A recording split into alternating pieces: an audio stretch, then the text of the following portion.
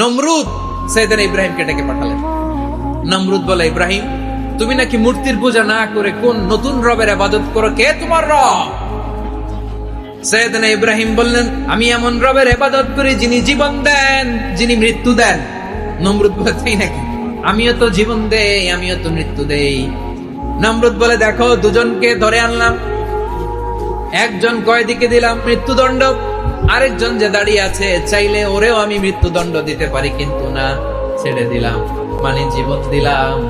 দেখো ইব্রাহিম, তোমার চোখের সামনে একজনকে মৃত্যু দিলাম, আরেকজনকে জীবন দিলাম। আল্লাহর খলিল ইব্রাহিম বললেন, নমরুদ বুঝলাম তুমি জীবন দাও মৃত্যু দাও দেখলাম, আমার আল্লাহ প্রতিদিন সকালবেলা পূর্ব দিক থেকে উদিত করা সূর্যটাকে পশ্চিম দিকে বিকেলে তিনি ডুবিয়ে দেন। তুমি যদি পারো ওই সূর্যটাকে পশ্চিম দিক থেকে উদিত করে পূর্ব দিকে ডুবিয়ে দাও। নমরুদ তেলে বেগুনে জ্বলে উঠেছে, রেগে মেগে আগুন বলে, ওর সাথে তর্ক নাই, না পেরে এবার এটারে আগুনে ফেলা।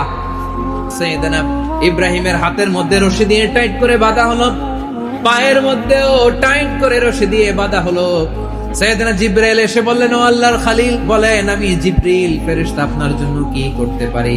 আল্লাহর খলিল ইব্রাহিম বলেন, ও জিবরাইল, তোমার কাছে আমার কোনো চাওয়া পাওয়া নাই।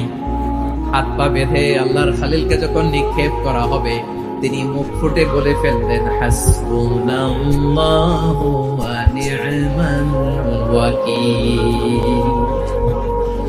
আমার জন্য আল্লাহই যথেষ্ট, তিনি আমার সবচেয়ে বড় গার্ডিয়ান।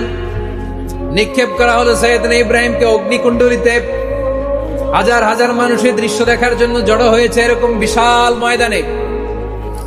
কিন্তু কি অবাক করার ঘটনা, আল্লাহর খলিল ইব্রাহিম আগুনের কুণ্ডলের মধ্যে বসে বসে মানুষগুলোর দিকে তাকিয়ে হাসতে শুরু করে দেয়। কারণ আকাশ থেকে রব্বুল আলামিন স্পেশাল হুকুম জারি করেছেন। আল্লাহ বললেন, আমার ইব্রাহিমের জন্য তুই জান্নাতের কুল বাগিচা হয়ে যা।